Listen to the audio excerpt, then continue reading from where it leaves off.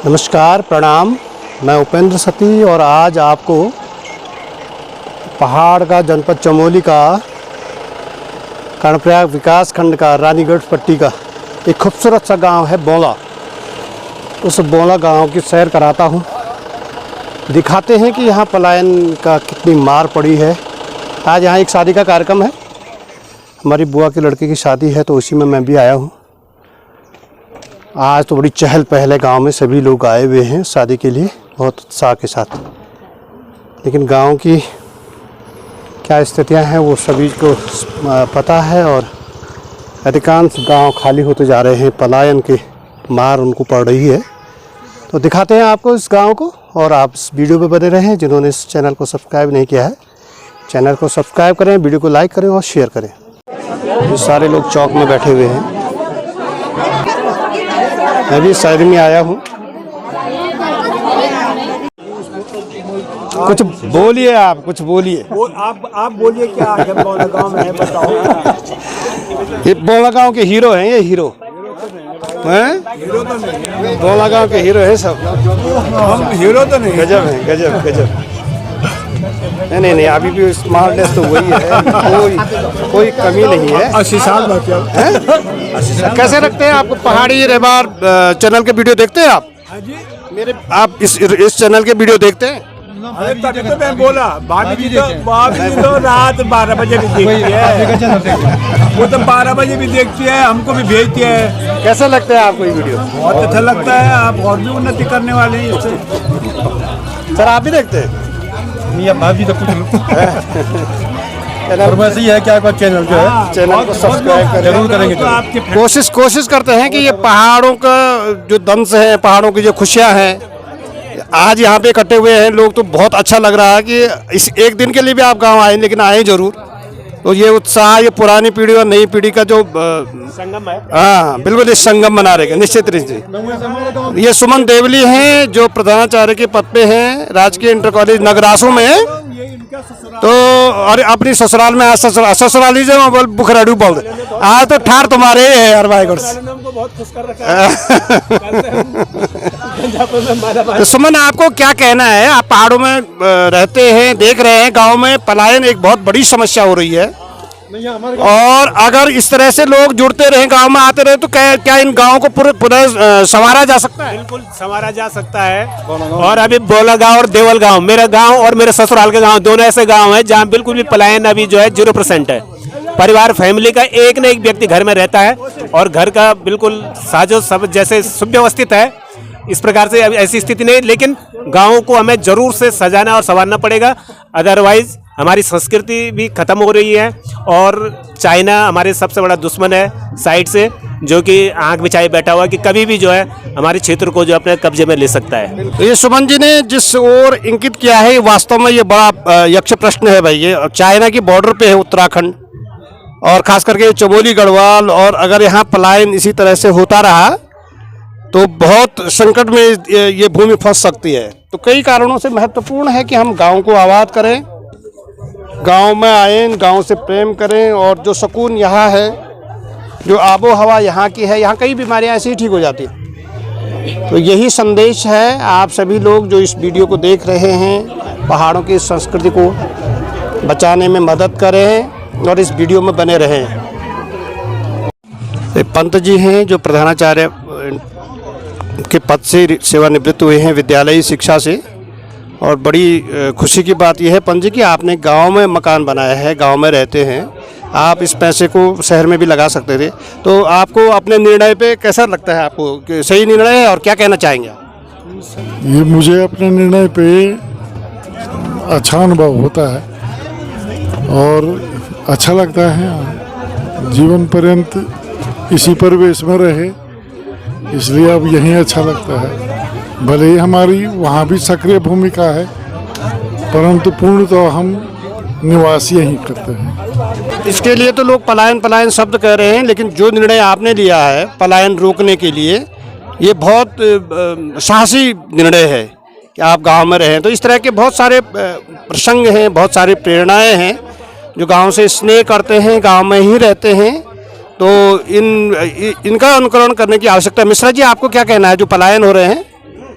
काफ़ी social activist भी हैं। तो गाँवों के जो पलायन हो रहा है और रिवर्स पलायन सरकार बोलती है, पलायन का एक आयोग भी बनाया है, लेकिन सारी खाली कागजी गतिविधियां हैं। आप क्या कहना चाहेंगे कि कैसे हम इस पलायन को रोक सकते हैं? मैं भी रोज गांव में रहता हूं। यदि यहाँ के बच्चों को यहाँ पे रोजगार दिया जाए तो काफ़ी हद तक शिक्षा और स्वास्थ्य की यहाँ पे अच्छी व्यवस्था हो जाए तो काफ़ी हद तक यहाँ पर पलायन रुक सकता है। और मुझे लगता है कि अभी मैंने देखा गांव में हमारे गांव के बच्चे आज बहुत अच्छी प्रगति कर रहे हैं। तो पलायन जो लोग देहरादून है उनसे अच्छे तो हमारे गढ़वाल के बच्चे बहुत अच्छा कर रहे हैं। ये है भुलनाऊ तोक का नाम से है नीचे। अब ये तोक हो गई भुलनाऊ, तो इन शॉर्ट मेरे ख्याल से उन्होंने उसको कालांतर में बोला कर दिया है, क्योंकि तोक जो है ना भुलनाऊ तोक के नाम से। तो भुलनाऊ बोलने में कठिनाई हुई इसलिए क्या होगा? हाँ, देर में भी ये भी हो सकता है कि बोल बार की भाई आप सुन लो क्या जी? मेरा नाम उमेश चंद थपलियाल। अच्छा, आपका कराना? मैं तो शिक्षक विभाग में नौकरी करूँ पर देवाल उन्होंने। अच्छा, घर ये खींचेंगे। कई भी गाँव को नो जो अगर पढ़ा छे ना तो कुछ ना कुछ मतलब जीते को किसी न किसी उद्देश्य से। तो जैसे जन ये बुना छे ना कि भाई हो सकता है कि ये को आकार बोल जन दिखे। और दूसरा आप जो कह रहे हैं मानना ये है कि भुलनाऊ तोक की वजह से इन शॉर्ट बोला गया है इसको। बहुत पुख्ता खबर तो मेरे पास भी नहीं है, पर मेरा अपना। तो शिक्षा विभाग के लोग तो पलायन पे बहुत अच्छा बोल सकते हैं। और सबसे ज़्यादा देहरादून में मकानें भी अगर शिक्षा विभाग वालों की है, लेकिन कई लोग ऐसे भी उदाहरण हैं जिन्होंने गांव में इन्वेस्ट किया है, गांव में रहते हैं। तो सरकार पलायन आयोग को बनाए हुए है और हमको वास्तव में संजीदगी से इस बात को समझना चाहिए कि हम गाँव को ये गांव भी बसे हुए गांव हैं। अभी 400-500 साल पुराना इतिहास है, इससे पुराने नहीं है ये गाँव। 17वीं सदी 18वीं सदी में ही मैक्सिमम गाँव यहाँ बसे हुए हैं। तो इनको संवारने के लिए क्या किया जा सकता है? आपका शुभ नाम? हरीश थपलियाल जी। क्या किया जा सकता है? देखिए, सबसे पहले मनुष्य की आधारभूत आवश्यकताएं होती हैं रोटी, कपड़ा, मकान। जब रोटी, कपड़ा, मकान पूरी हो जाती है, भले आज की डेट में उस पर एक चीज़ ऐड हो गई है, वाहन। समय ये आ गया है कि पलायन का जो मुख्य कारण है भौतिक सुख सुविधाओं का अभाव, जो कि सभी लोग समझ रहे हैं इस बात को। अगर स्वास्थ्य की बात करें, मैं ये नहीं कहना चाहता। हाँ जी, पलायन के कारणों को सब बहुत बातें हो गई। हाँ, मैं कह रहा हूँ पलायन को रोकने का इन कंडीशनों में भी क्या इन गाँवों को फिर से संवारा जा सकता है? बिल्कुल संवारा जा सकता है। सबसे पहले तो ये है कि जहाँ तक हम देख रहे हैं लोग वापस आ रहे हैं, लौट भी रहे हैं, ऐसी बात नहीं है। आज में जो दिल्ली, देहरादून वगैरह हैं और उनकी सबके मुख पर एक ही वाणी है कि यार सबसे बढ़िया तो अपना ही घर है।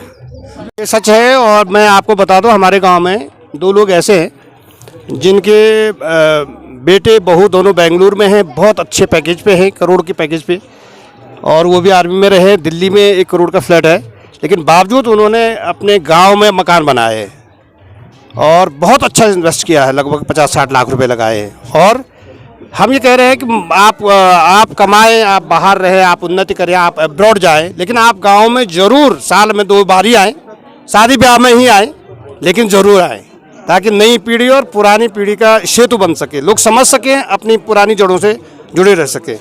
उधर पार में हमारे एक डिमरी फैमिली है, उतने इतना अच्छा घर वहाँ पर बना है और वो जो है मुंबई में वेल सेटल्ड है, वहाँ भी मकान है उसका। इसके बावजूद भी उसने जो है अपने घर को, पैतृक संपत्ति को जीर्णोद्धार करके और बढ़िया सारी सुविधाएं उसने यहाँ पर उपलब्ध कराई। तो ये प्रेरणा स्रोत के रूप में काम करते हैं। तो बड़े खूबसूरत से गांव में हूँ मैं आज। बौला नाम से जाना जाता है इस गांव को और गौचर से बहुत नज़दीक है, लगभग 6-7 किलोमीटर की दूरी पे। समृद्ध वन संपदा है और देखिए कि माइग्रेशन भी है, उसके बावजूद ये मकान आपको दिख रहा है, बहुत ही शानदार मकान है। ये लोग मुंबई में सेटल्ड हो गए हैं, लेकिन गांव से उनका नाता है और वो आते रहते हैं। तो इसी तरह से हम अगर आते रहें, गांव को संवारते रहें, तो आप बहुत ही सुंदर है भाई ये गांव। और सुकून को पैसे से नहीं ख़रीदा जा सकता है। सुकून अगर आपको चाहिए तो वो इन गाँव में है। नए और पुराने मकान से मिल किया गया है। तो ये गांव है बौला गांव जो सड़क पे है और गौचर से यहाँ आसानी से आया जा सकता है। 6 किलोमीटर की दूरी पे है। छोटा सा गांव है, लगभग 15-20 परिवार रहते हैं और काफ़ी समृद्ध हैं। लेकिन ये लोग इस गांव को बहुत स्नेह करते हैं।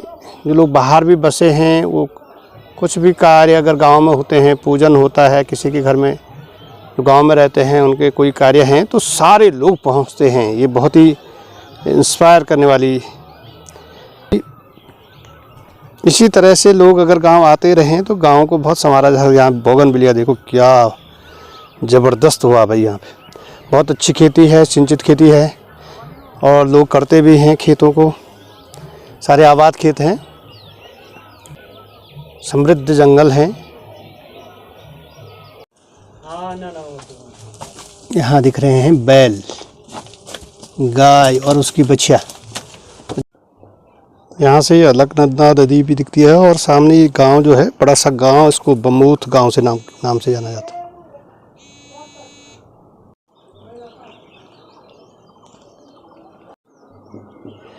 कितना सुंदर है भाई। यहाँ पे एक शादी कार्यक्रम में मैं आया हुआ हूँ। लेकिन खूबसूरती देखिए, कितना खूबसूरत गांव है। यहाँ से कहीं भी देखे तो खुला खुला है। बहुत सुंदर गांव है, बहुत सुंदर। और ऐसी सबसे खुशी की बात यह है कि लोग अपने गांव से बहुत स्नेह करते हैं और हर कोई भी ओकेजन हो, छोटी बड़ी सी भी, कोई सी भी ऐसा समय मिले तो गांव ज़रूर आते हैं। गर्मियों में आते हैं, कोई गांव में रह रहे हैं और उनके यहाँ कोई कार्य है तो तब आते हैं और सब लोग आते हैं। तो ये बहुत अच्छी बात है। आप लोग इन पहाड़ों से प्रेम करें, अपने गांव से प्रेम करें। हम ये नहीं करें कि आप यहीं रहें, आप जाएं सभी जगह एब्रॉड उन्नति करें, लेकिन गांव में ज़रूर आएँ। कोरोना भी ज़्यादा असर नहीं डाल पाया था उत्तराखंड इन पहाड़ों के गाँव पे। ऐसे हैं पहाड़ के गांव। पुराने घर सब बंजर होते जा रहे हैं।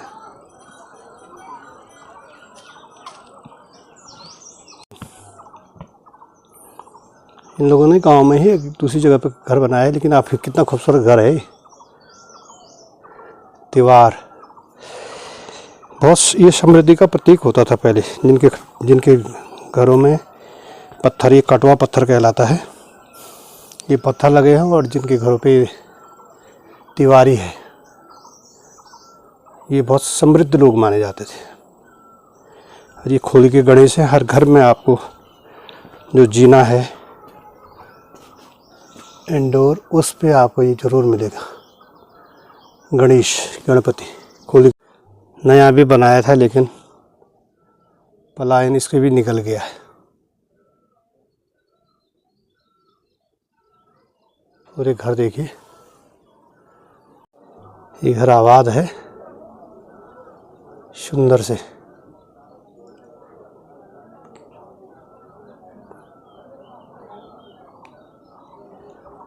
और यहाँ भी आप देखो खोली का गणेश।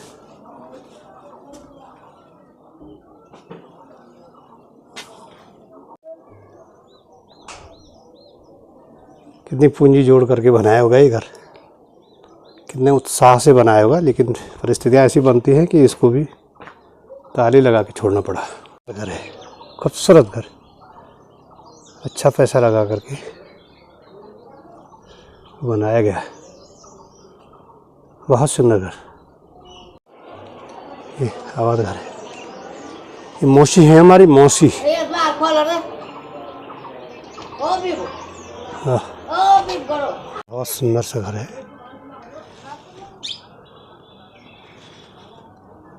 मौसा जी हैं हमारे, थपलियाल जी, और ये टीचर रहे हैं जूनियर हाई स्कूल में। सुंदर बनाया हुआ है घर को, बहुत सुंदर घर बनाए हैं। गांव में इतना पैसा इन्वेस्ट किया है। आबाद घर हैं सारे।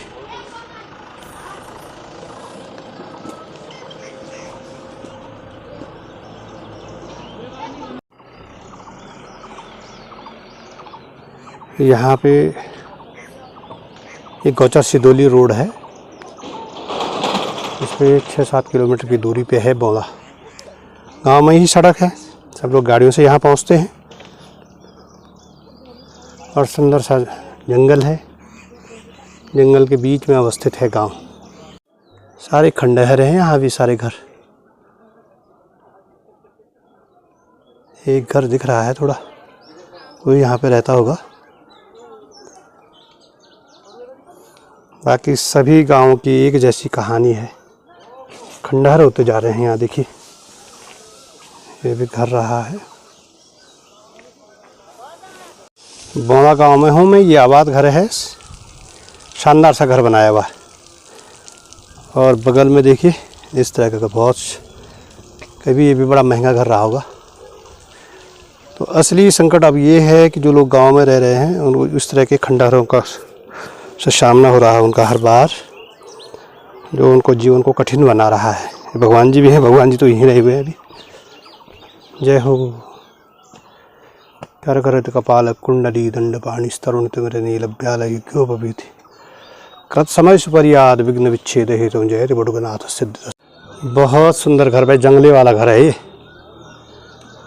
और यहाँ भी कोई तो रहता है, पर पूरी तरह से कम रहते होंगे घर में, एक आध रहते होंगे,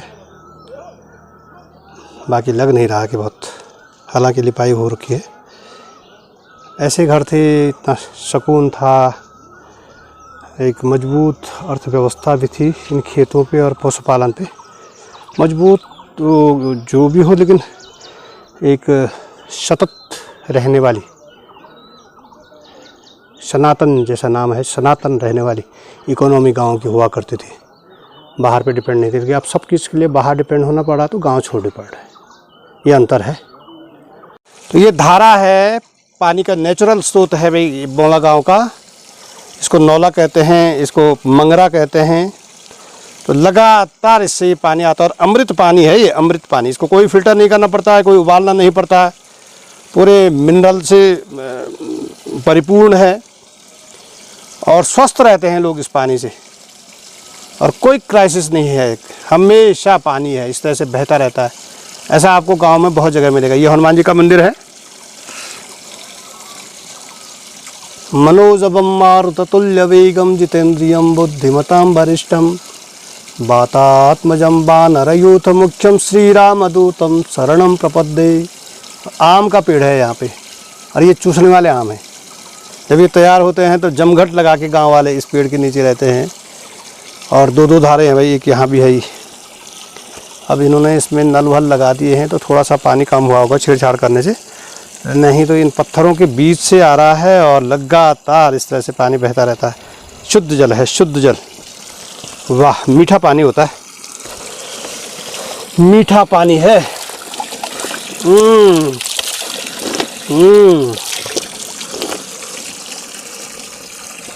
गजब। ये है हनुमान जी का मंदिर, और ये रहने के लिए बनाया है भी यहाँ पे, पंचायत घर है। हाँ, और यहाँ पे देखिए, आपको दिखाते हैं। ये लोग मुंबई में रहते हैं, लेकिन इन्होंने यहाँ गांव में भी बहुत अच्छा इन्वेस्टमेंट किया है भैया। शानदार घर बनाया हुआ है। और जब कभी भी आते हैं तो शहर के लिए आते हैं, गर्मियों की छुट्टियाँ बिताने के लिए आते हैं। इस तरह से स्टे बना रखा है अपने लिए, एक बंगला बनाया हुआ है। इतना खूबसूरत है, देखो, प्रचुर मात्रा में पानी है, सुंदर से खेत हैं, फर्टाइल खेत हैं, आम के बाग हैं। यही तो होते हैं गांव में, और चाहिए क्या। वाह। गांव की इकोनॉमी जो बहुत सस्टेनेबल इकोनॉमी रही है, जिसका बाहर से कोई लेना देना नहीं होता था, बहुत विकसित तो नहीं कह सकते, लेकिन बहुत स्ट्रॉन्ग इकोनॉमी कहा जा सकता है। आज के विकास ने लोगों को दूसरे पे डिपेंड कर दिया है पूरी तरह से, और जीवन का संकट तक, अगर कहीं मंदी आती है, अगर कोई नेचुरल जो स्रोत हैं, नेचुरल सोर्सेज हैं, अगर ख़त्म होते हैं तो जीवन संकट में पड़ सकता है। अकेले एलपीजी पे अगर रोक लग जाए, बंद हो जाए, तो खाना बनना मुश्किल हो जाएगा शहरों का। सब्जियां, राशन सभी बाहर से आयातित हो रहा है, और पूरी तरह से लोग डिपेंड होते जा रहे हैं बाहर, जबकि गाँव में ऐसा नहीं था। इतने शानदार धारे, 1 2 3 धारे हैं भाई, 3, 1 2 और 3 धारे। गजब है, बहुत सुंदर गांव है बौला गांव, बहुत ही खूबसूरत गांव है। ये भी है भाई एक धारा, कितना पानी है यहाँ इस धारा में, देखो बहुत सारा पानी है, हनुमान जी का पानी है ये, हनुमान जी का मंदिर है यहाँ पे। वाह, ओम नमः शिवाय। शिवालय भी है भाई, शिवालय भी है, हनुमान जी का मंदिर भी है और शिवालय भी है। वंदे देव उमापतिम सुरगुरुम वंदे जगत कारणम वंदे पन्नगभूषणम विघ्नहरम वंदे पशूनां पतिम वंदे सूर्य शशांक वैनिनयनम वंदे मुकुंदम प्रियम वंदे भक्तजनाश्रियं च वरदं वंदे शिवों शंकरम। इस मंदिर का निर्माण श्रीमती विश्वेश्वरी देवी एवं श्री चंडी प्रसाद थपलाल जी ने अपने पुत्र श्री प्रदीप थपलाल की पुण्य स्मृति में 28 जनवरी 2020 को करवाया है। और इस मंदिर का निर्माण श्रीमती सोहनी देवी सुपुत्री श्रीमती स्वर्गीय भोज सिंह चौधरी गांव तोरियाल ने सन 1995 में किया है। इस मकान इसका निर्माण श्रीमती एवं श्री भोज सिंह चौधरी जी ने। वाओ, ब्यूटीफुल ब्यूटीफुल है,